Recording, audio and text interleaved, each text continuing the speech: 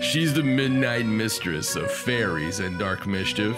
He's the paranormal beacon of mystic fairs and government leaking. If the dark side had a prom, they would be the king and queen. They live the metaphysical and make a wicked awesome team. From every single culture in every corner of the globe, they creep the lore and legends just to keep you in the know. For some it's hyperbole, fantastical and myth. For them it's all too real and your paradigm will shift. It's forever Halloween with all treats and no tricks. He's got a thing for witches and she's all Stevie Nicks. So welcome to our carnival of the weird and the bizarre, where UFOs and curses take shape beneath the stars. Sit back, relax, open your mind and stay a few. It's time for John and Stacey, and do we have something for you? Welcome to the Paranormal Sideshow with your host, John and Stacey Edwards of ParanormalSideshow.com. Hello and welcome to the Paranormal Sideshow. I'm your host, John Edwards, and joined as always by my lovely wife, Stacey. Hello. And we are cold. Yes, very. Very cold. Mm-hmm. It is ridiculous. Yes. It is 40 degrees. Mm-hmm. In June. And it's been that way for a couple of days now. Mm-hmm. Just for our friends that are not, on the Fahrenheit system, that would be 4 degrees Celsius for you. Just so you know. We have quite a few of you out there who are not using the Fahrenheit. So I like to be global in my thinking. There you go. All inclusive. There you are. So that's the best way to be, right?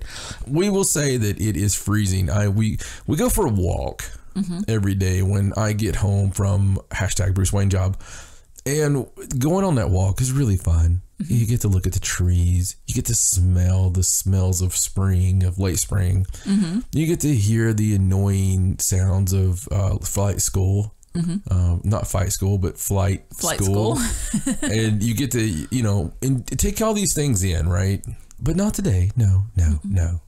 Today it was Burr. Yes. The whole time it's kind of like you're hunkered up and you're walking quickly and you wouldn't know because you were doing research. Yes, I didn't walk today. No, but I walked with the girls and the Kyler, and we had a nice cold little walk, but it's just weird, man. Something strange about this week. We'll get into that in a little bit, but there's a lot of weird going on. There is a whole lot of weird. It's weird from coast to coast, continent to continent, it seems, right? Mm-hmm.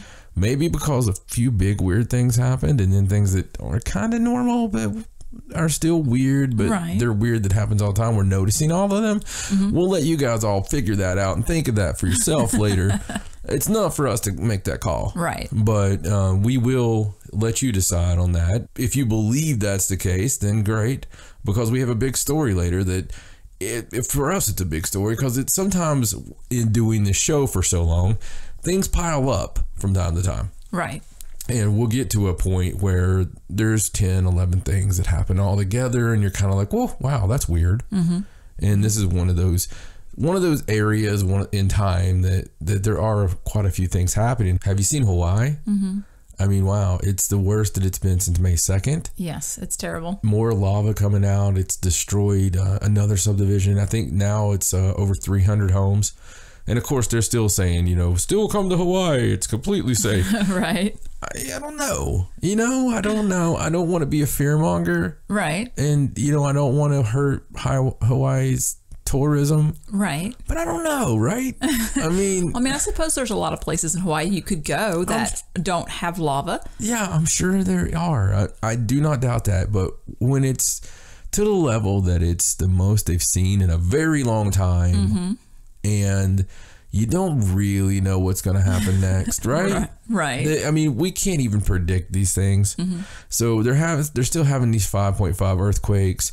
Even the mayor's home was destroyed in this most recent night of lava. Oh, crazy.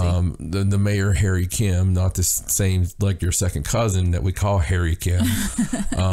But no, that's his name. And poor guy, he actually something really cool more on our front with Mayor Kim. Mm-hmm. Mayor Kim had a premonition. Wow. Of this happening. Of the volcano erupting? Of the volcano erupting and destroying his home. Wow, that's crazy. It is. It's not a big stretch. No. I mean, the volcano is kind of at the top of the hill. Right. And his home is sort of at the bottom. Well, yeah, but, did they know? They didn't know it was going to erupt. No, they didn't. But if I had to make, that would be like me garnishing a guess up here that we were going to die of, exposure. That it was going to snow. That, it's going to possibly snow 3 feet and you're going to have hunger problems. I don't know. And I'm not diminishing that at all. I'm just saying, right. If I was living there, I would probably dream of volcanic eruptions. Right. Oh, I would. I'd be worried about it all the time. It's when you watch the videos, it's just mind blowing. It's beautiful. Absolutely beautiful, but it's so apocalyptic. I mean, it is crazy looking. Yes. When you see like the big sea of lava and stuff, it makes you rethink that going to church thing, don't it? Like, do you really want to take the chance of being in that? Right. It's I don't know. It's crazy. It's wild. I could see where people would get that as being the worst possible fate. Oh yeah. Seeing that lava, it's so creepy. It's weird because it looks so pretty, like you want to touch it. But, it'll burn you to death. Right. So. Like one of those girls in the windows in Amsterdam. I mean, they look really pretty and, everything look really nice. You don't want to touch them. You do not want to touch them. From what I hear. Right. I mean, I wouldn't know. Nor would I even look at the window, right? Right. I have no reason. Absolutely you wouldn't. Let's move on. Okay. We have a lot to get into this week. There's some really good news. Not good news, but it's good news for what we do. Right. It's not necessarily bad news either. I guess that's a tease. I guess you've been teased. Speaking of teasing though, ParanormalSideshow.com, that's your address to find out everything teasy. Facebook.com/ParanormalSideshow. They don't tease quite like they used to since the new rules. On the Twitter, it's at Sideshow97. You can still find quite a bit of teasing there. Instagram, Hot Tease Damn. It's John and Stacey Edwards. YouTube.com/ParanormalSideshow is our YouTubulous channel with all the coolest stuff in the world and a whole lot of teasing. I mean, you just look at it, so we're like tease. And it's really cool. We're doing some weekly videos. We're doing some bi-weekly videos that would be weekly, but we decided to do them bi-weekly because that's who we are. Get over it. And we also have a little thing called Patreon. And it's patreon.com/ParanormalSideshow. And that's where you can go pick a level. Step right up. Don't be shy. We're going to introduce you to this guy. It's really cool. The levels have some cool stuff we shipped out this week. And we'll ship out some more next week of some of the stuff. And just go there and take a look. It's patreon.com/ParanormalSideshow. Everything that you put into it, we kind of put back into the show. Absolutely 100%ly. And, it's one of those things that bigger, better is what we're looking for. Growing the show, growing the outreach, growing the, the equipment that we use, regularity that we do this, the different types of shows that we perform. So it's really, we're looking to expand as much as possible. And that is just investment into the future of the Sideshow. And if you don't want to sign up for a level, for some kind of special little level that's recurring or anything like that, even though you can cancel at any time, Stacey also has put a link on ParanormalSideshow.com for a PayPal. So if you just want to do a one-time donation to, support the show, the Sideshow, I would say your favorite podcast, but we already know that, right? I mean, come on. Who's better? Who's better than the Sideshow? Exactly. All right, stop right there. Don't make a list or anything. Speaking of Patreon, it's that time. Is it? It is. It's time for some shout-outs. A little shout-out music, please. Okay, we don't have any shout-out music. We don't have any shout-out. This is why we need Patreon. See, I need somebody that can make shout-out music when I say shout-out music. All right, so anyway, our Patreon without shout-out music, I am sorry, patrons. I'm going to start out with Mr. Jeffrey Carter. Appreciate the support. Leroy Westrich, Derek Baldwin, Rob Fauner, and Michelle Sinisi. Yes, thank you very much, all of you. That is some very awesome people right there. In fact, it's just like I read like this royal declaration of coolness. that what we just read out right now is the originals. Mm-hmm. It's better than a CW show. This is the real originals, the originals. Yep. The OG Sideshow offs, the first 5. One day they'll refer to them as the first 5. The first 5 with $10 or more on your donation. We appreciate everybody. You can, I mean, a $1 donation is just as appreciated. We know anything. We really appreciate everything from you guys. It's a community, and I believe we're growing leaps and bounds together. Mm-hmm. And this is a lot of fun, for all of us. I also want to give a shout out to a birthday boy that's avid listener of the show. I will just say, I want to call him Dr. Nico because it's fun for me. But, I think that's kind of cool. It sounds like some kind of Nickelodeon cartoon or something, like Dr. Nico, But anyway, a little Nico shout out there. Appreciate it. It's kind of cool. It was funny. I was complaining to him. We were talking on Messenger, and I was like, it's really cold up here. He's like, yeah, it's cold here too. I was like, well, that's strange considering where you're at. And he's like, well, it's autumn here. I was like, oh yeah, science. I forgot about that. I forgot all about that. Well, it's autumn all the time here, so that's just how that works. And well, happy birthday. Yes, happy birthday. We would play birthday music, but apparently we don't have music. But we don't have music yet. So there you go. Something we do have though is news.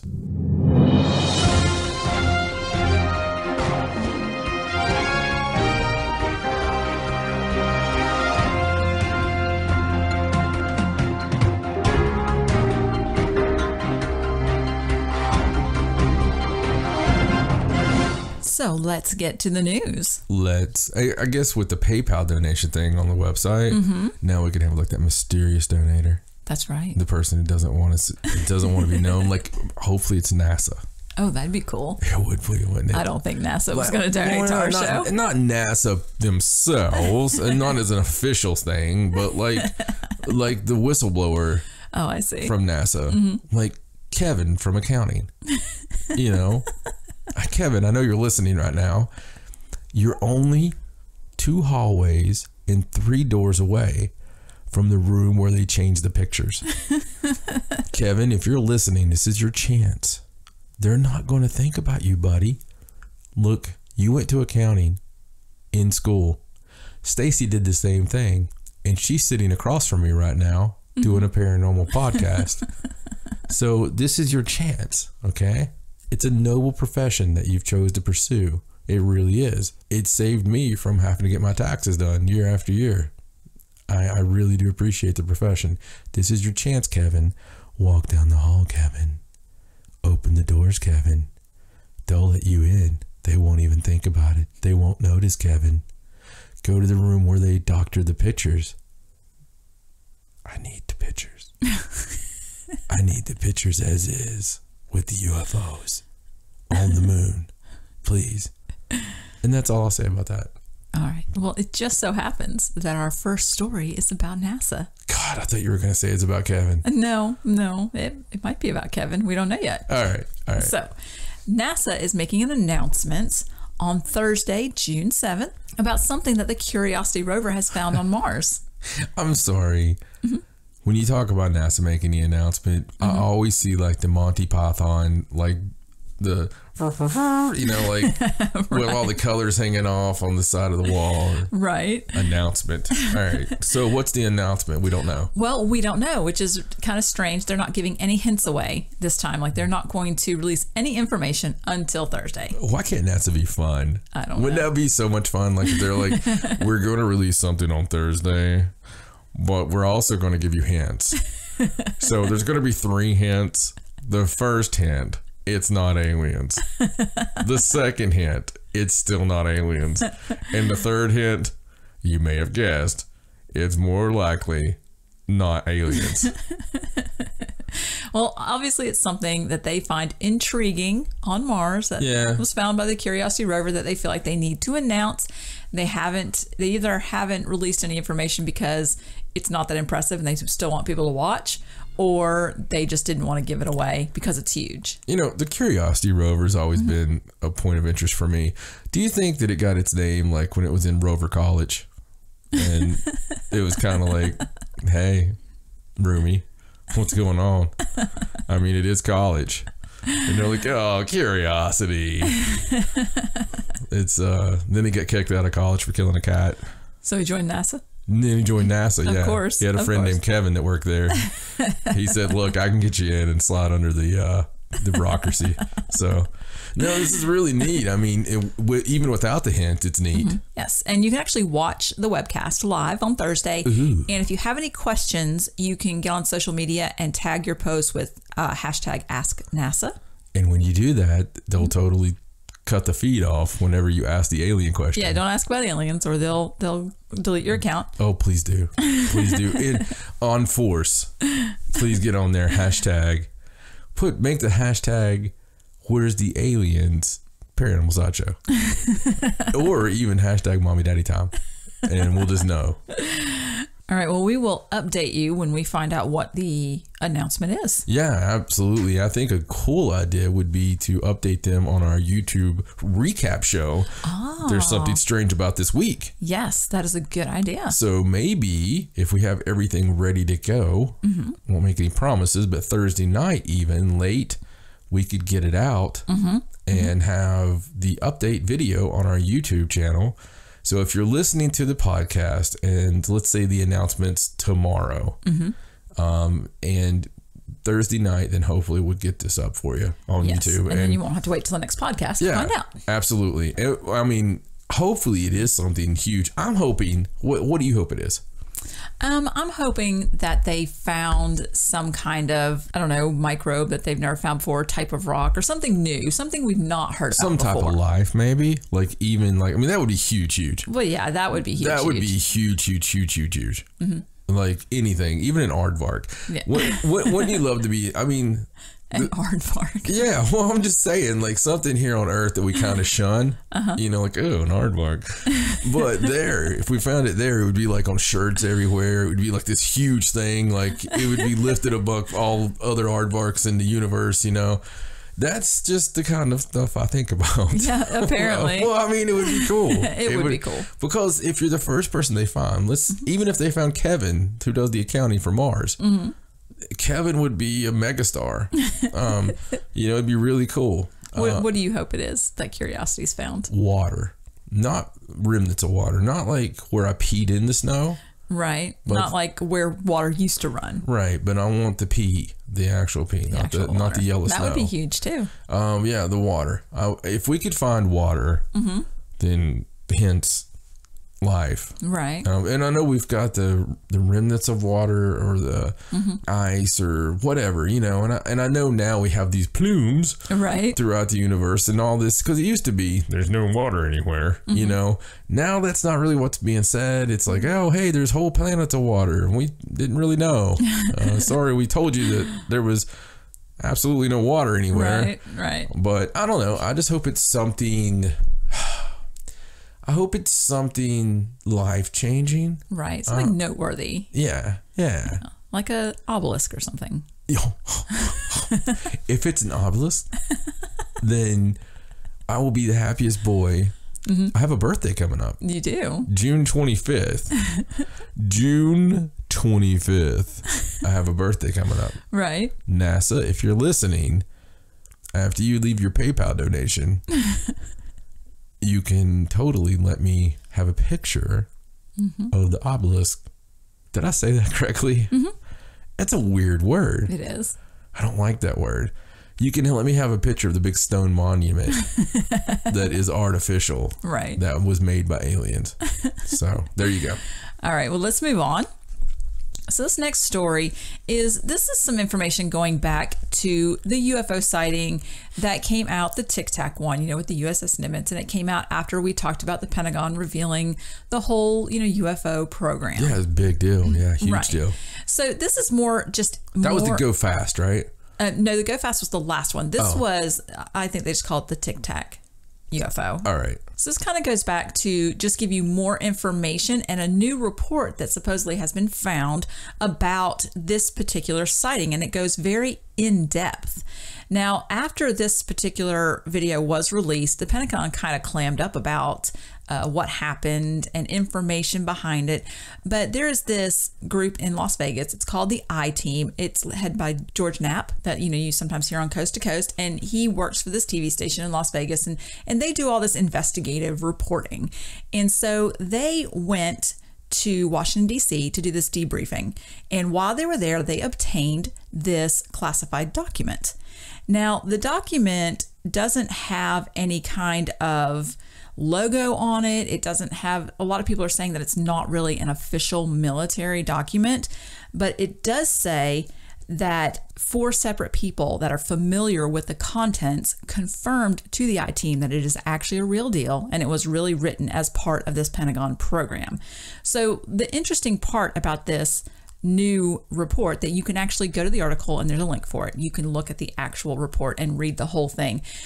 But it said that pilots reported a large disturbance just under the surface of the ocean, and it appeared as if this Tic Tac UFO was rendezvousing with an underwater object. And the report actually included statements from 7 pilots as well as radar operators on the ships. And the report was initially buried. It wasn't, you know, really put out there. But it actually says that this anomalous aerial vehicle was not something that belongs to the U.S. or any other nation, and that it was so advanced it rendered the U.S. capabilities ineffective, that the velocities were far greater than anything known to exist, and that it could turn itself invisible both to radar and the human eye, and that it was undetectable and unchallenged. But of course, all of this kind of got buried down. It was never really made public, and this is a lot more in-depth information than we had before. Right. So it's a really interesting report. Like I said, you can go, there's a link and you can read it and just see all the different eyewitness reports. It's earth-shattering. Mm-hmm. The AAVs, as they call them, instead of UFOs, because they had to be fancy, stick their pinky out. Right. It's the AAV is rendezvousing with a USO. That's crazy. You know, that goes back to the fact of there being underground UFO bases. You can call them AAVs all you want. I'm gonna call them UFOs, but underground UFO bases, underwater UFO bases, which would be the USOs. It's nuts to really think about, and to see that all out there about being able to go invisible. It's just like we've seen a whole lot of people over the last few years using night vision, infrared to record UFOs that they can't see with the naked eye above the skies. You know, and there's no telling what is actually here already. Right. Well, what I thought was really strange about this, because, you know, this is the UFO encounter where they saw it several times. This wasn't just a one-time thing. You know, it was several encounters. And once this initial report was buried, it was decided that this was not a threat, which I think is really unusual considering all of the things that it could do, and that it was obviously not something that we had. And of course it's a threat. The whole thing is we have a treaty. I mean, you know, it goes back to the fact we have to have some kind of treaty. We have to have some level of understanding that there's freaking aliens, okay, and that there's UFOs everywhere. You can't ignore things like this. No. You just can't go on with your life. I know people want to. People want to be like, yeah, okay, cool. That's awesome. Let's go to work. Because they don't want to face the reality that there could be AAVs, something scary that are rendezvousing with underwater, you know, bases and whatnot. I mean, it's really mind-boggling to me that we would say that was not a threat. And then bury the whole incident. Yeah, because they know. Either it's because they all know, or it's because they are all them. Oh, that's a good point. So, I really thought about that. I mean, it's really makes sense if you look at it. They put on this dog and pony show for us all, but it really seems like, not to be paranoid about it, but something's out there that they don't want us to know. That's obvious, right? There's something out there they will not investigate. That's obvious. And it goes back to even like the mysterious booms. You know, I always argue about the fact that there's not really any deep investigation or deep discussion on these things. Right. And I believe that may be starting to be forced a little bit. Well, right, because so many people are coming forward with it now, and you can't really ignore it. Right, absolutely. This is just huge. And, you know, I love the story, but at the same time, it just makes you that much more hungrier for more information and for government disclosure. It's time. Right. Well, I urge everybody to go to the article and click on the link and look at the document for yourself. There are a few retractions, but it's mostly just names that's been blacked out of there. So most of the report's there still. I have a curious question. Okay. Is there really such a thing as a dog and pony show? That is a good question. Well, we may not have our music people here yet. Right. But I do have this computer in front of me. Okay. And let's see, dog and pony show. Ah, yes. Well, yeah. Here's the definition. Okay. A dog and pony show, which has come to mean a highly promoted, often overstaged performance, presentation, or event designed to sway or convince opinion for political or less often commercial ends. So it's like our show. Right. Typically, the term is used in a sense to show disdain or jocular lack of appreciation or distrust of the message being presented or the efforts undertaken to present it. The origins, that's what we're looking for. Yes.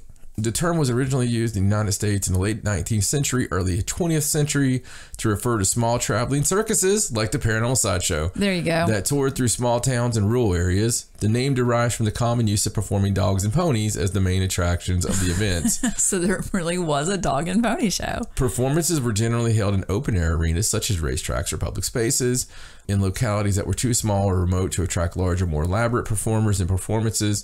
The most notorious was Professor Gentry's famous dog and pony show. So there you go. There's a poster here with Professor Gentry's famous dog and pony show. That's awesome. So we are the dog and pony show of the 21st century. Apparently. And proud of it. There you go. All right, well, let's move on. And I noticed you did say something about mysterious booms a moment ago. I did. Was that a segue? It was. It's like you don't even know what news I'm going to do, but you just have these amazing segues. I am the psychic seguer. So this is kind of an update. I remember we talked about there being some loud explosion like booms in Pennsylvania. Yes. Pennsylvania has actually had quite a lot of mysterious boom activity. Right. This is an article from Quakertown, Pennsylvania, where investigators have actually been looking into some mysterious booms that have been rattling the Upper Banks and Lehigh counties that sounded like explosions and in the middle of the night, generally between about 1 a.m. and 4 a.m. is when people have been reporting them. So they are actually saying now that someone is setting off explosives in the middle of the night. That's what this investigation has come to. And it's actually included the FBI and ATF have gotten in on this investigation because they don't know who's doing it.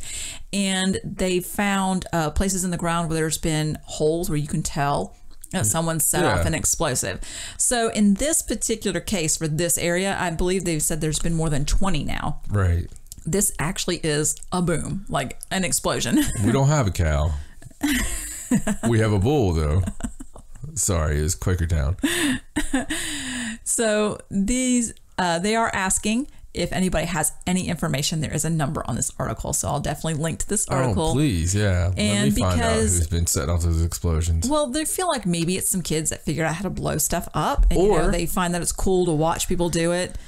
Somebody brought the FBI in on this, and they asked Eugene, the new field guy, right, to go set off some explosions in the ground so they could blame them all on the explosions. Yeah. I mean, that's a theory. It's not like it's not been done before, Roswell. So that is the explanation for that particular. Hold this weather balloon. And that's just for a minute there. We don't have a weather balloon. Get some aluminum foil. Hold this. Quick, let us take a picture. Look like you're a dumbass. like you hadn't been in the military before, and you just happened to have this weather balloon. Didn't know what it was. And the bodies were, I don't know, what's in the prairie, Johnson? Prairie dogs. Dead prairie dogs. All over the damn place. Looked like a bunch of little green men. Got it? All right. Roll film. Yeah. So it's not like it's not been done before. Right. I got you. All right. Well, anyway, let's move on. Let's talk about some meteorites and asteroids that have been almost hitting the Earth. Yes, recently. If that is your real name, meteorite. Well, I actually have two to talk about, and they're very close together. So this past Friday night, there was actually a meteorite in China, southwest China, and it was in the Yunnan province. About 9:41 p.m., it actually hit a house. It was a very small meteorite. They found it. I mean, it was like egg-sized, I suppose. Wow. But it, they have it on film coming down. You can see the big streak and the bright light, and it actually did hit somebody's roof, and they found it. And that's crazy. There's no way to detect a meteorite that small. I mean, my God. Yes. So then the next night, there was... That one in China lit the whole freaking sky up. It did. It was crazy. I mean, it lit everything. It made it daytime. Yes. So then on Saturday, another camera caught a fireball streaking across the sky above Botswana. Yes. Now, this one, they claim was an asteroid coming in that got burnt up in the atmosphere. Until you watch the video. Right. And they named it 2018 LA. And they only detected it like several hours before it hit the atmosphere. And they claim they claim that it burned up in the atmosphere. But when you watch the video, it looks very suspicious. Like, it looks like it actually hit the Earth. Yeah, and all the witnesses say that it did. And there was rumbling and shaking, and it was crazy. Animals, like, praying and holding rosaries and stuff. And they're like, look at the cow. He's never done that before.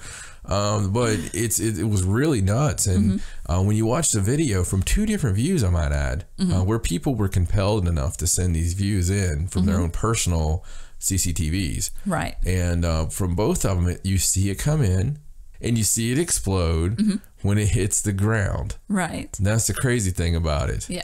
Because it looks like it kind of goes behind this mountain, but it's definitely not miles above the Earth, like they said in this statement. And that was a statement from NASA's Jet Propulsion Laboratory. Yeah. They said that it burned up, quote, several miles above the Earth's surface. And that it was... I was very upset to see that video. Were you? Yeah, I was. In the 80s, there was this wrestler that I liked called the Botswana Beast. And none of the people there looked like they could live in a place where the Botswana Beast lived. Because the Botswana Beast, I just seen him like living at, on the outskirts of a cave and eating full cow legs. I mean, maybe he did. Leaving the cow alive over there tied up as he ate his leg. But this place looked like, I don't know, Texas. Right. Anyway. It was just 6 feet across. So it was about a boulder-sized asteroid. So they did detect this one eventually. You don't want a 6-foot piece of rock to absolutely not come to your house. Absolutely not. But again, it's a little...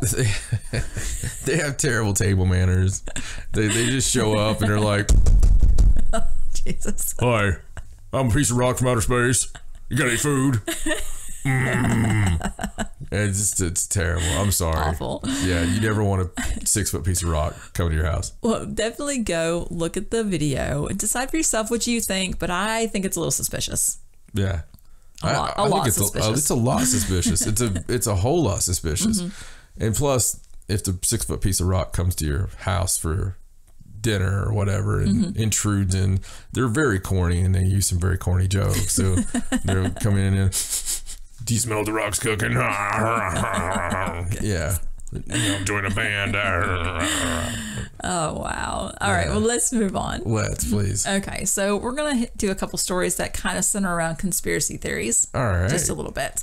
So this is a story, actually a couple of stories that we kind of were a couple months ago. So we're a little late on reporting that. And I wouldn't normally report on them, except that there was 2 in a row. And it's kind of tied to a conspiracy. So this is about Bill Gates. You said a lot of kindas here, so I'm concerned. Well, it's about Bill Gates. And Bill Gates did this talk where he was talking, and this was at the end of April, where he was talking about how he thinks there's a coming disease that could kill 30 million people within 6 months, and that we are not prepared for this kind of pandemic. Yes, I was very worried about this, and I sent that to you. And that he thinks that we should prepare for it as we do for war. So it was this whole talk that he did. It was discussion on epidemics. He's saying that we're not ready, and it would be an illness, kind of like a flu-like illness, sort of like back in 1918 when it killed like tons of people. Yeah, it was terrible. The influenza was. Right. And he feels like this could happen easily within the next decade. Yeah. So I was looking into this and I noticed that back in March, now that was at the end of April. So back in March, Melinda Gates was actually doing an interview at South by Southwest. And she was talking about the same thing, saying that she can imagine within the next 10 years, it's most definitely going to be some kind of bioterrorism attack or some kind of pandemic. We're not prepared, and that they feel like this is really going to happen. Right. So I noticed in these articles that I was reading, the Gates talk about tackling the flu specifically. And so the Bill and Melinda Gates Foundation and the co-founder of Google, Larry Page, they actually launched this $12 million challenge to encourage scientists to invent a universal flu vaccine. And I'm going to read to you what it says in this article that Gates said. Okay. It says the world needs to prepare for pandemics the way the military prepares for war. And he also called for a reserve corps of trained personnel and volunteers who could fight the spread of a pandemic at a moment's notice. And he called for the government to set up manufacturing and indemnification agreements, as well as an expedited review process for drugs made by pharmaceutical companies. Now, here's where I thought this was a little bit strange. And I'm going to link to this.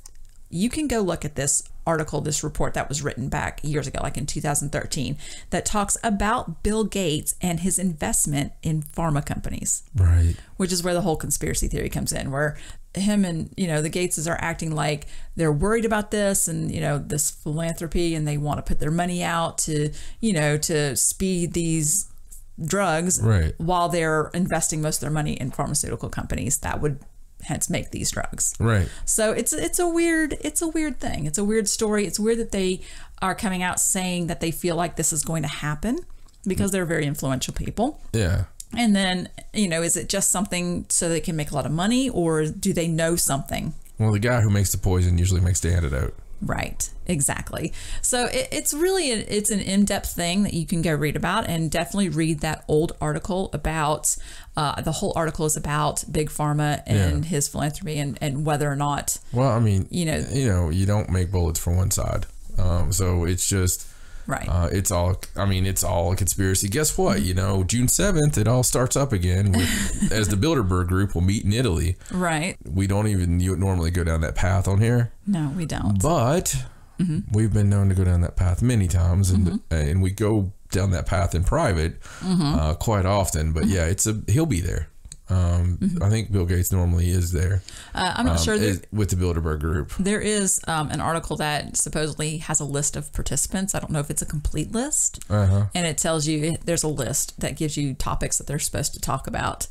So yeah, I'll link to that too. It's like, if anybody's interested. It's just like any kind of convention, I'm sure. Like 9 to 9:30 a.m. New World Order. 10 to 10:15 a.m. We will discuss the New World Order. 11 to 1 p.m. lunch with the New World Order. I'm sure that I didn't realize you had a hold of their agenda. Yeah, it's all here. Well, it's interesting. Like I said, it's not our normal paranormal thing, but it is kind of conspiracy. There's that kind of thing again. I'm sorry. You try to be nice. I'm trying to be nice. It's very conspiracy. It is. You're right. Well, let's do this next story because this is conspiracy as well. All right. And this is a story about some alleged MKUltra victims. They are actually filing a class action lawsuit in Canada for damages. Well, they'll lose that because all we're going to have to say is grasshopper. And they're all just going to take off killing everybody in the courtroom. So the lawsuit's being prepared by Survivors Allied Against Government Abuse, or SAGA. Of course. That's their acronym. I'm sorry. I'm just picturing the defendant of the government in that court case and to just looking in and going far side.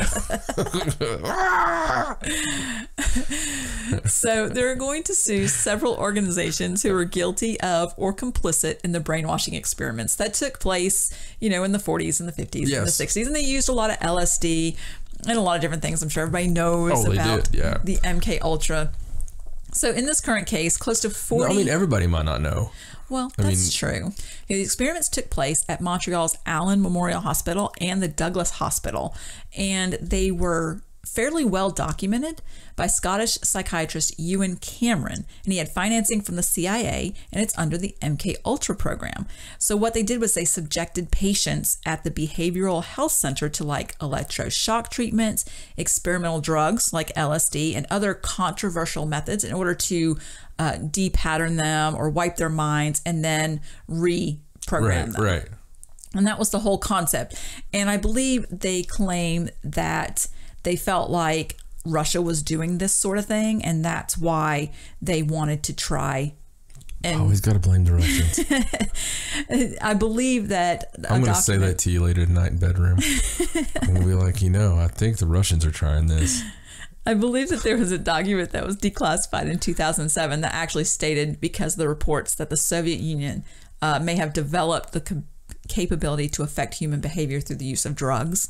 Then they were doing research in that area, and it went on from like 1953 to 1964. The Soviet Union has obviously developed something to affect human behavior just by saying Soviet Union. I'm serious. You know what I mean? Like, people in Russia must be like the most advanced, amazing people ever. You can just say Russia, and it's just, everybody's like, oh my God, hey.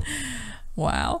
Well, I know it does say in this article that in 2017, one of the victims, her daughter, sued, and the Canadian government actually settled for $100,000 with them, and other patients, like 70 other patients, were also compensated for the Canadian government's part in knowing that this was happening. But I guess they're still able to do this class action lawsuit. Did the Canadian government apologize? Well, they're actually looking for an apology. And it's about close to 40 individuals, and they are planning How hard do you think it is for somebody in the Canadian government not to apologize? Do you think that there's somebody there they've hired from the States, and they're like, look, Pierre, you cannot apologize. Getting all red in the face. It's like Dobby on Harry Potter when he wants to tell Harry something and he can't. He's like, apologize. I don't understand what it's all about. Well, hopefully they're asking for a public apology and compensation. So I will just have to wait and see how that civil action lawsuit's going to turn out. Yeah. It's interesting. It's very interesting. MKUltra is not only a great mention in most Muse songs. Mm-hmm. If you haven't listened to Muse, go listen to Muse. Right. It's really will mess with your mind. Headphones. Mm-hmm. You need headphones and experimental drugs. Not that I know anything about headphones, but it's just something definitely you have to look into. Mm-hmm. The MKUltra experiments themselves. Mm-hmm. It's terrible, and it goes back to other things the government's done, and mm-hmm. It's weird that years go by, and I've talked about this before, right? Like the JFK files. Mm-hmm. They're going to keep them locked up for another 100 years, and then they'll be like, oh, okay, it's fine. Yeah. We killed the president. But that was 100 years ago. Right. Who cares now? It's not like we do that now. I mean, it's not like we did it 100 years ago. Yeah. And that makes me so mad. I know. It happened, mm-hmm. and it happened here, mm-hmm. and it's bad. It's wrong. Mm-hmm. We need you to, especially any families that were involved in that, mm-hmm. that were in power. Guess what? You shouldn't be in power anymore. Right. Okay. We have term limits on people. I mm-hmm. think we should have term limits on some corporations that own everything. Mm-hmm. If one family or one group of families own every entertainment network out there, right, then they're obviously disseminating every bit of news themselves that they want out there, right? Mm-hmm. They own all the newspapers. Look at the map. That map's not hard to pull up. Stacey will put it on the website. Mm-hmm. The map that shows all the root organizations and mm-hmm. then all the corporations they own and mm-hmm. and so on and so forth, right? It's scary. It's terrifying mm-hmm. that there's that many, and there's supposedly monopoly laws and all that. That's all just a dog and pony show. Just to keep you satisfied, because most people are going to be like, oh, okay, thanks. Mm-hmm. Thanks for taking care of that for me. Mm-hmm. And go on with their life. Well, there's a lot of places that if you didn't research it, you wouldn't realize they were all owned by the same people. Oh, yeah, absolutely.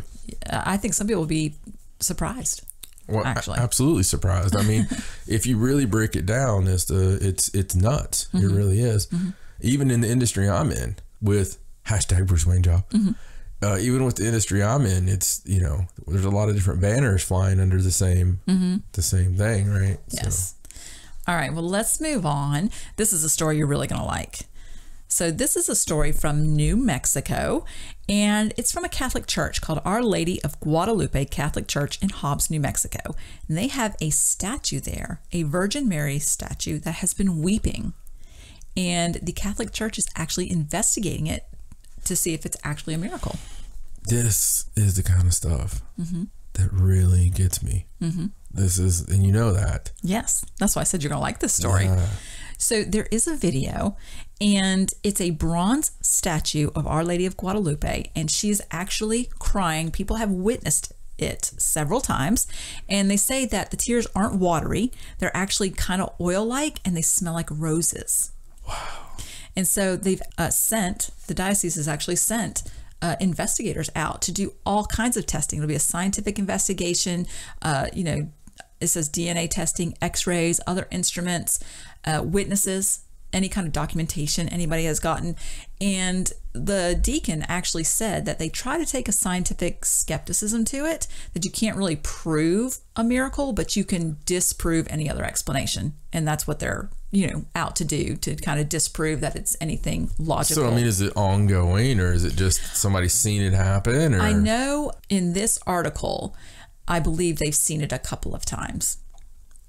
Yeah. So I don't know if it's still ongoing all the time, but that it did weep the tears, and I believe they got some on a cloth, and she's like, Jesus, she's like, I'm not moaning Myrtle. I mean, I was upset a couple of days. Give me a break. It happens to the best of us. Yes. So I believe the church manager, she said she was in the building on Tuesday when it took place, and the statue began crying as you should see the statue of David. He's missing limbs. You see somebody cry. The group inside the church finished a rosary, and that's when they noticed it. So, you know, like rosary where you pray to the Virgin Mary. So, I don't know, kind of cool. Man, I tell you, I would like to make a pilgrimage if a lot of people have been flocking to the church. I mean, it's to just, witness it. It's just cool, right? And that kind of stuff is just, well, it's scary too. It is. Anytime something like that happens, and when there's a lot of weird stuff going on in the world, it's still, it's kind of a little creepy, a little bit. It is. I mean, creepy in a creepy way. At least the statue didn't move, because that's the thing that weirds you out the most. Oh yeah. Is if the statue actually moved. Oh yeah, no. And maybe that's also not the best way to convert people that are not Christians. Right. You know, maybe it would scare other people too. Like, you know, little Timmy is trying to decide which way his life's going to go, and he sees the Jesus move on the cross up there. More than likely, little Timmy's never going to come back to the church. Right. You know, he's going to be like, no, I'm good. I'm really good. I think I'll just stay home. I just looked up age of accountability and everything. I am totally good for a few more years. And then, you know what? I'm going to live a pretty clean life. I mean, I can see where it would work on that end of things. Right. But actually getting somebody in there is just, I don't know. Well, I hope that we hear what, you know, the results of the investigation. I'll keep trying to keep up with it, see if they come up with a logical explanation. I don't know what kind of explanation that could be, though, if it happened when people were in the church. Yeah. You know, when they just noticed it, and it's a bronze statue. It's not like it would be seeping if I ever haunt like a statue, it's going to be like a cherub, and I'm going to pee. And you'd be like in the movie The Haunting. I'm going to have people come from miles around and be like, it just started peeing. I don't know what happened. It looks like it's got a bit of a smirk on its face, but we all have to examine its little stone Peter. And, you know, so it's going to be, I'd just be sitting there, you know, and I would only do it when they moved the camera too. As soon as they moved the camera off, it'd be like, psst. And then when the camera's on, you'd stop. Oh yeah. Just the old man with the frog. Right. Is that what that's totally that's going to be me. The man with the frog in the Looney Tunes cartoon. Right. Hello, my baby. Hello, my darling. Hello, my rectum. Yeah. Unless anybody was looking. Unless somebody was looking. Yeah. Now, didn't he eventually do it for the guy? No, actually, no, not for anybody else. The guy was just destitute. He lost everything. I thought they took it on the show. Was that him dreaming of what could happen? No, he spent all his money on a show, and he put the frog out there, and it's just like a ribbit. Yep. Didn't do anything, so he lost everything. So he buried the frog back in the building. Wait a second, what? He found it in a building, like. And he buried the frog back in. Like he found it in one of those foundation stones. It was in a box or something. Yeah, and he just put it back in there. So it's a little Masonic stuff, even in this Looney Tunes. Sorta. They're like, look, you look for foundation stones, you'll find talking frogs. I bet you there's more to that. I'm pretty sure, if I remember correctly, I'm pretty sure that's how it happens. I bet you there's more to it. I bet you there's some. I bet you that's telling you something. Probably. The talking frog is actually symbology for something for reptilians. They knew about reptilians when they made that. And they're like, look, the Masons know about it. This is a foundation stone. I just diagnosed all this. I need to be in a Hollywood blockbuster. So, all right, well, let's move on to the next story. And this is a story about hundreds of birds that fell from the sky in Russia. Oh, wow. And not all the birds were dead when they fell. Actually, some of them were still alive and they were falling. Some of the birds were having trouble flying and got hit by cars.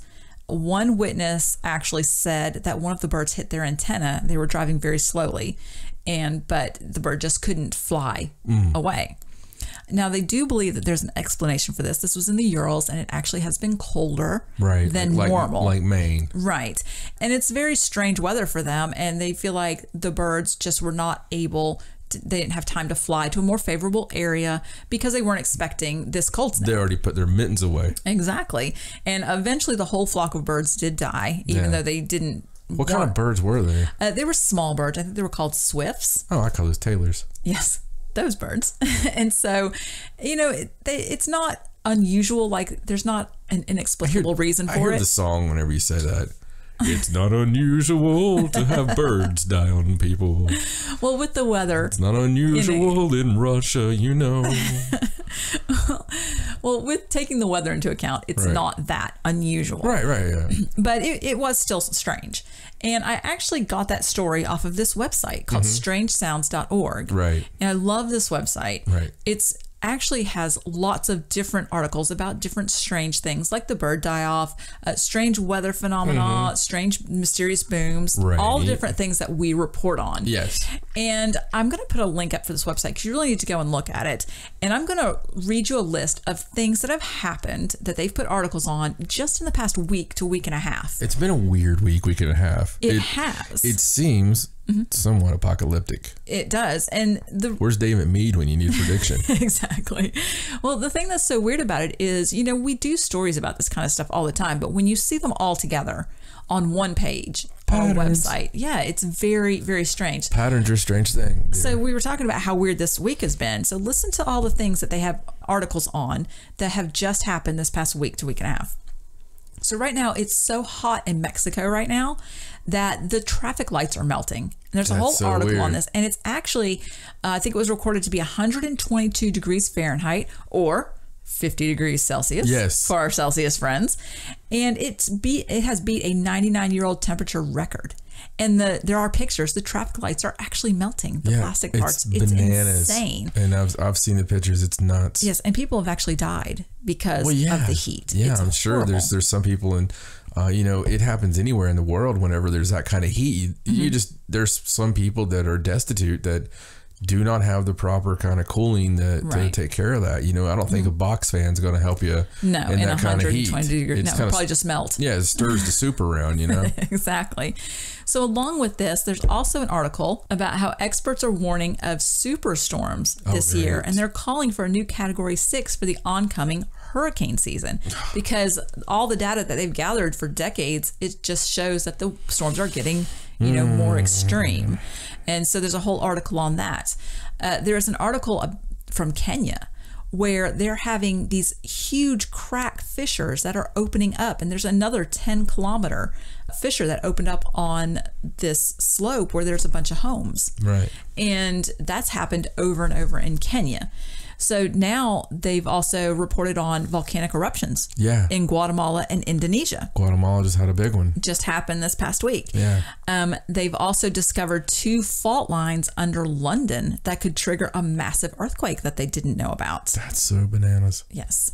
And then in Nigeria, there's an article on there about some panic in Nigeria where there was a stream. It was like a stream and a waterfall. And it was, I think it's in the article, it said that the water was very clean and it was just this beautiful thing. And all of a sudden it's dried up. And not only has it dried up, it has spewed this foul odor, and there are flames, like bushfire, and they can't quench the flames. Like they've tried putting water on the flames.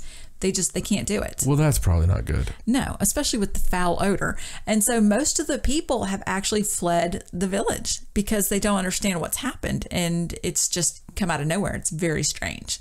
So you said most of the people. So there's still that one guy. Like there's always there's some people that don't have the means. There's always that one person though. It's like, Sarah, this is equivalent of a Category 7 hurricane.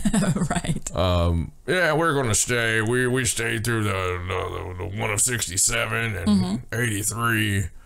We're gonna stay here, and then later that night, the Coast Guard's out having to rescue that person. Right. You know. Right. But that's really terrifying. It is. The pristine little river drying up.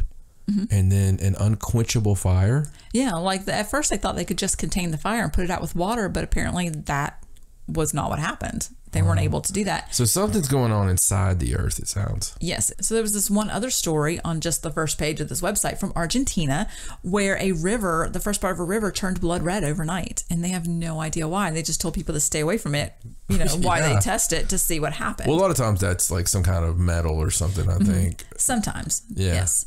But in conjunction with everything else. It could be something else underneath the ground, some kind of sulfuric thing, And well, a lot of these things sound very biblical too. Yeah, they do. Very end of the world times kind of thing. They do. And all of these things that I mentioned, I mean, like I said, just happened this past week. Right, yeah. And so if a dead uncle comes and knocks on your door, then it might be time to head down to the to church. Just saying. Yes. Well, definitely check out that website, strangesounds.org, because he does collect a lot of those stories and kind of puts them all together, and it's easier to see the patterns and the weird things that are happening. Yeah, and we're all about patterns. We know that. Yes. Yes. All right, so let's go on and I got a couple more stories. Okay, good. Okay, so this one's from the UK. It's about one of Britain's oldest pubs is up for sale. Oh, let's put a bid. Yes, you've always wanted to own a pub. I will someday. And it's called the Cridford Inn. Right. And the building that this pub is in dates back to 825 AD. Oh my God, that's like nearly 1,200 years ago. Yes, it's an old building. And the owners have just decided that they want to spend some more time with their family. They don't really want to run it anymore. Stay away from the ghosts. Yes, there are ghosts. Of course there's ghosts. And they're willing to lease it if you just want to lease it and run the pub, or I think they're willing to sell it also. But the building, before it was a pub, I believe at one time was a convent. So there supposedly is the spirit of a nun there. Yeah. May not be the best spirit to have at a pub. I mean, can you imagine how many things have happened in that building in 1,200 years? Yeah, I can't imagine. 1,200 years. I mean, we get all excited about 200-year-old buildings. Right, I know, because there's not that many old things here. This is 1,200. Like, the 1,200-year-old building is like, hold my beer. And ghosts, they go on constructs in our theory. Right. A lot of times a ghost that we believe remains, keeps part of its consciousness.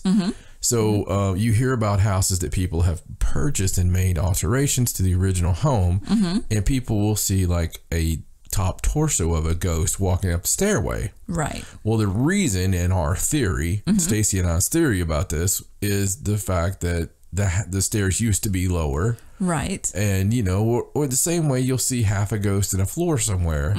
It's not, it's just something we believe in because we've seen evidence to support it several times. Like if a spirit walked through a wall, but maybe there used to be a door there. That kind of thing. Yeah, a lot of times that, you'll hear these reports and you come to find out later on that something's changed.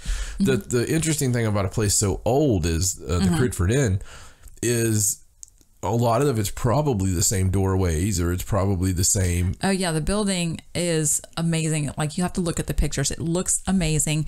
And I believe, the people that bought it in 2007 did put a lot of investment into it. And I believe it was remodeled back in 1081.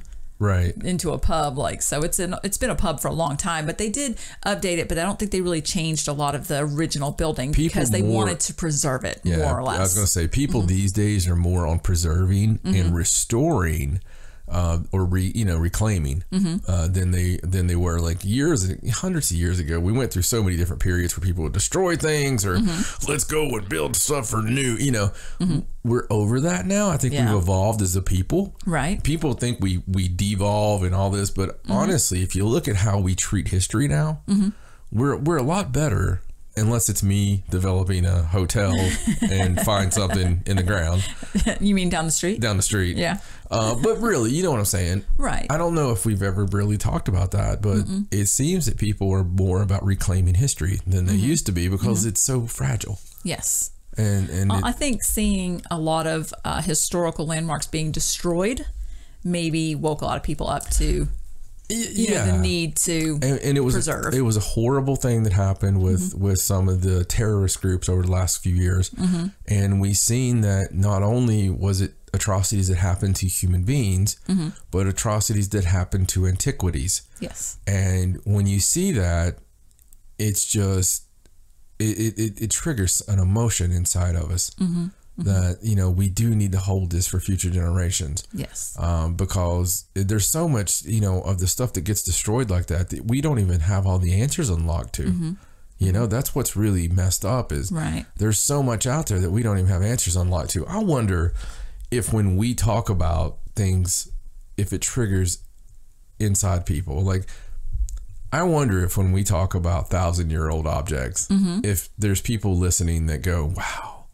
If they really think about it like we do, like, wow, we really don't know that much about, 200 years ago. And wow, this thing's 1,000 years old or, or when we get to the 100,000-year-old stuff or the, it's just bananas really what's out there. What's out there under your feet, man? Well, I know I'm with you about how old the building is because I know when we travel around and we see a building from like 1600, we're like, wow, just blown away. How old that is. Oh my God. Because for us here in America, that is old. That's as old as it gets. Right. I mean, we don't have things, that people have built like that are that old. No. And so it blows my mind. Like, I can't wait to be able to travel and see some of those amazingly old. Oh, me too. But although there are things in America that are way older than we want people to know. Right. And I think that they're here and they've been found and it doesn't fit the narrative that's in the history books. Right. So they're like, oh, no. That's not a Nordic stone.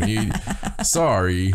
Right. But really speaking of the pub that we're going to own, I think I'm going to have to own one in Scandinavia now. Oh, maybe. Just because it's the homeland, Right. I want to get, I don't know which country we're going to move to, but it'll be one of them. And hopefully, like, I want to sail in a ship. Right. To wherever we're going. And I want there to be a group of people waiting for us on the shore, welcoming me to, and they're all just like, Skull! You want to sail into an episode of Vikings?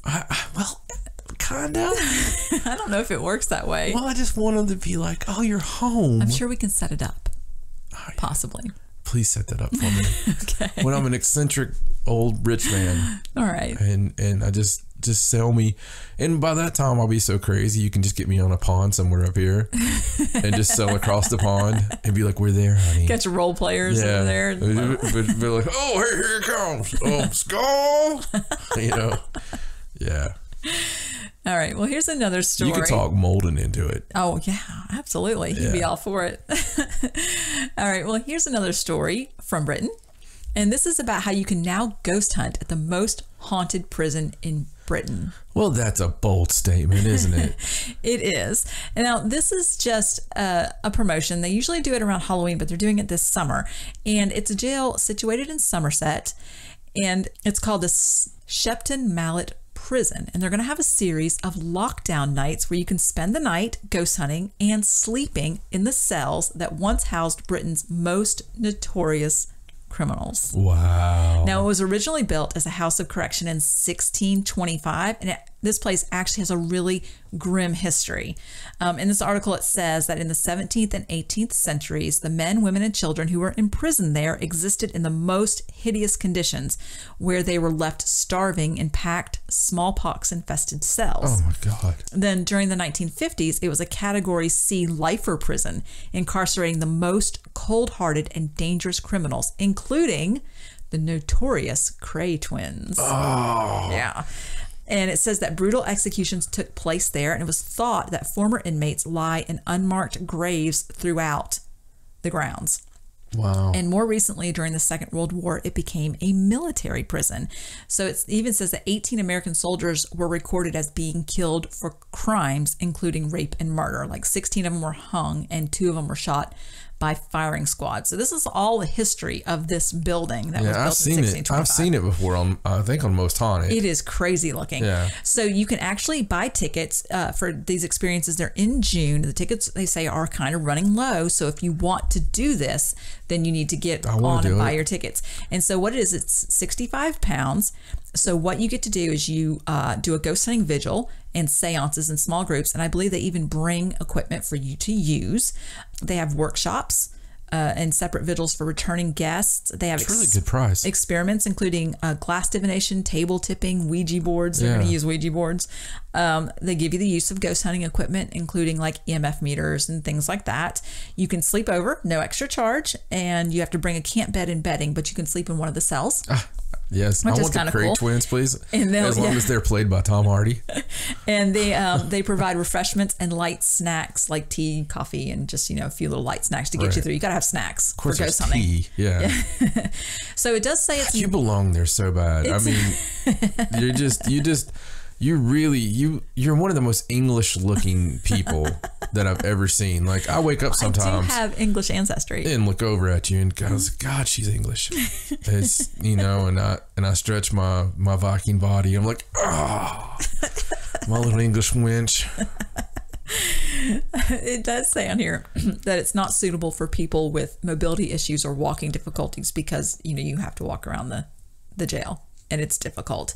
But definitely if you want to do this. Unless you're that guy we saw on the scooter downtown the other day. Oh my, he was flying. Yeah. He made adjustments to that thing. I'm telling you, we found, we were, normally, I don't know, we're not the kind of people that ever make fun of people. It's just not in our style because you never know where you're going to be the next day. Exactly. And you never know what's going to happen to your child. You never know. And just to be serious about it, I just want to get that out. We are very emotional people too. With like people, I am with veterans movements and such things. And Stacey with animal charities and whatnot. So it's not our normal practice to even notice something.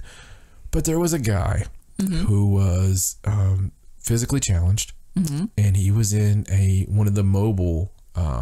Like a mobile chairs. Wheelchair kind of thing, yeah.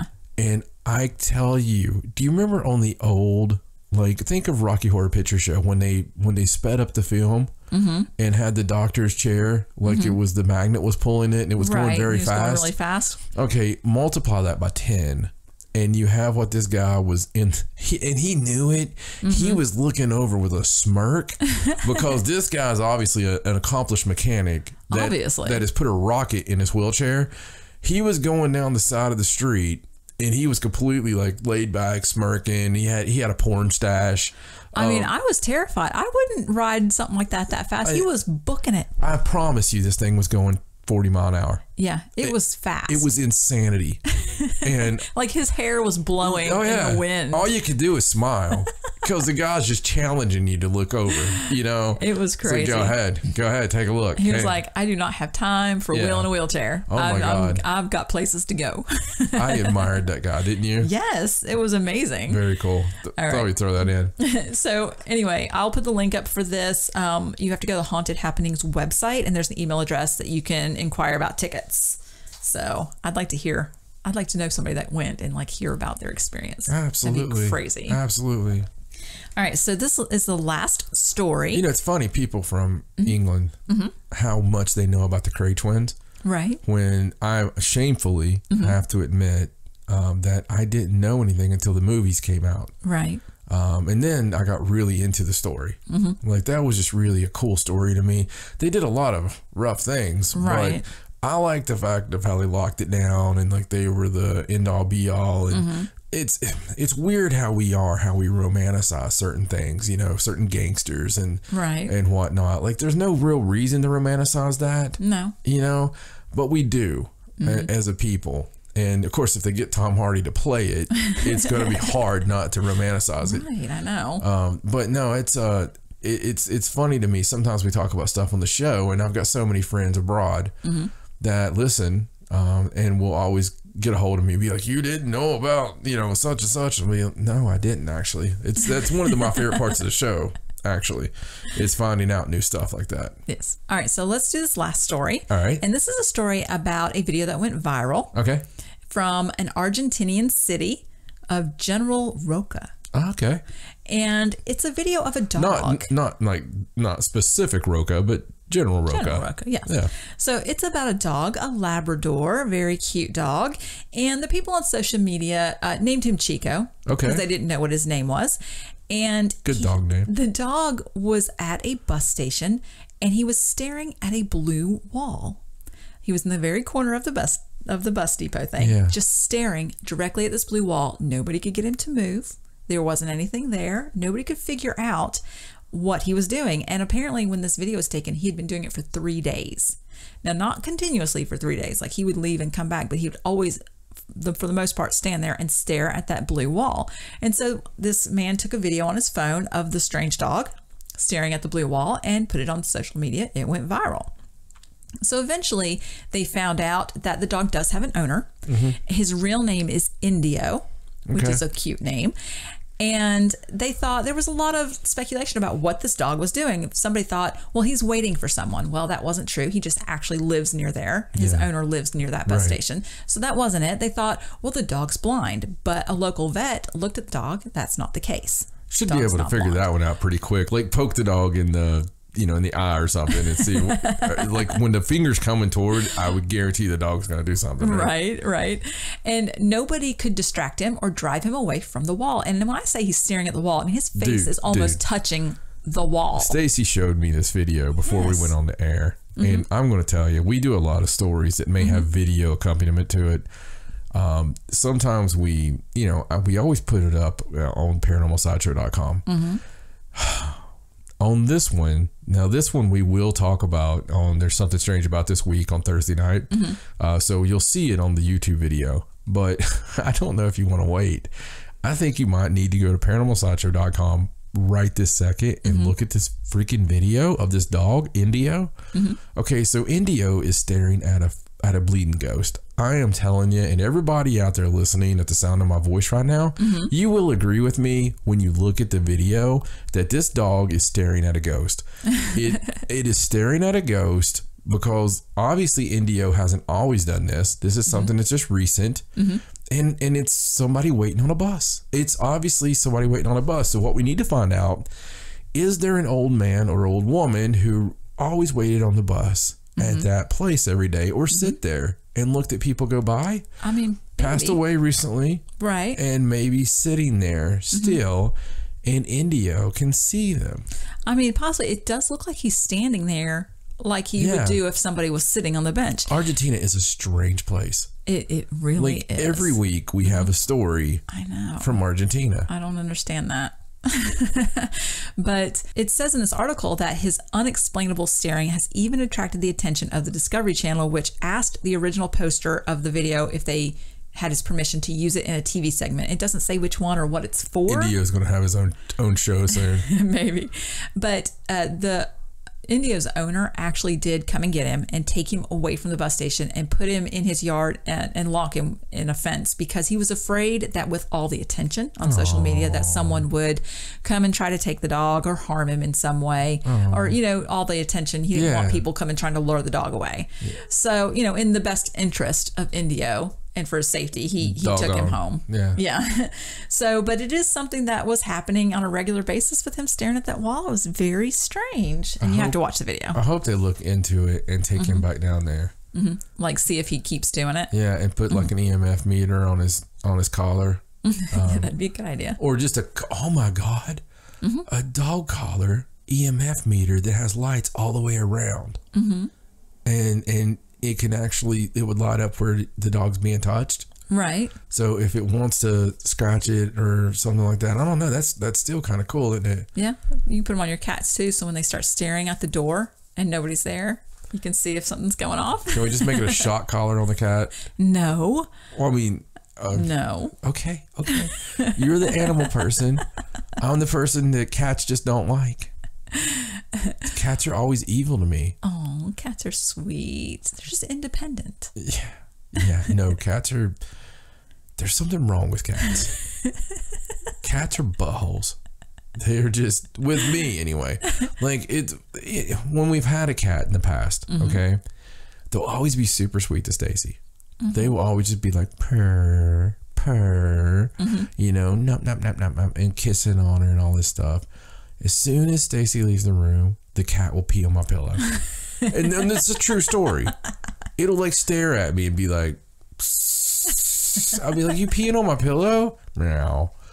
And it'll just take off, right? And then I'll start cussing about the cat or whatever. And Stacey's like, it's just a little kitty. It didn't mean to do anything. And we had one time that actually peed in the air vents. And it was just insane how evil this cat would be to me, but not to her. So it was really hard to, but, you know, I don't know, maybe it was a familiar, you know. But cats, you know, there's some cats that I just doll all over. I love them. Yes. You know, I'm allergic to certain cats. Well, yeah, the ones with really long hair. Yeah, I think you have trouble with. You know, it's not even the hair length. It's weird. It's there's something about certain cats. I have to wonder if it's not the kitty litter, like certain kitty litter or something. Maybe. I don't know. It's a good thing to ponder. So we'll figure it out someday. If any of you know something about cat allergies, maybe you drop us a line. Let us know. So is that all your news? That is all my news. Cool. Well, all right. There were some really interesting stories and one really crazy dog. Yes. I mean, I don't think the dog's crazy. I think the dog's staring at a ghost. It's a crazy piece of footage. Yes, it is. It's really insane. There's a lot of weird things going on because there is something strange about this week. Yes, there is. And speaking of that, folks, we will have our Something Strange About This Week coming out Thursday night. It will have the NASA announcement as the added special story on there for all of yous. So please check it out on our YouTube, which is youtube.com/paranormal sideshow. And again, hopefully I can shout out to some more of our Patreons next week. At patreon.com/paranormal sideshow. And if you just want to give the one-time gimmick to us because you work for NASA, on paranormalsideshow.com we do have the link up now for the PayPal. So if you work for NASA and you want to give the one-time donation, thanks Kevin in advance. We greatly appreciate you. You got to keep this dog and pony show rolling. So paranormalsideshow.com is to find out everything NASA. Facebook.com/paranormalsideshow. We'll tell you a little bit about NASA on there too. On the Twitter, it's at Sideshow97. We tweet everything NASA tweets. No, we really don't. Instagram, Hot NASA Damn. It's John and Stacey Edwards. YouTube.com/paranormalsideshow. And by the way, iHeartRadio, Stitcher, Google Play, Spotify, you know, wherever you listen, that's where we're at. Please leave a review where you do listen. And, you know, tell them about how tasty we are and how much you love us and how we don't leave any indigestion in you after you're done. But for my lovely, incredible, talented, smart, and funny wife, Stacey, my name's John. So long from the Sideshow. Good night. Hey guys, if you like what you've heard, please check out ParanormalSideshow.com and follow the links for our weekly podcast. Also, become a Sideshow off yourself and pick one of our killer levels on our Patreon to help support the channel and help keep us bringing you bigger and better content. So until next week, for my lovely wife Stacey, I'm John Edwards. So long and stay strange.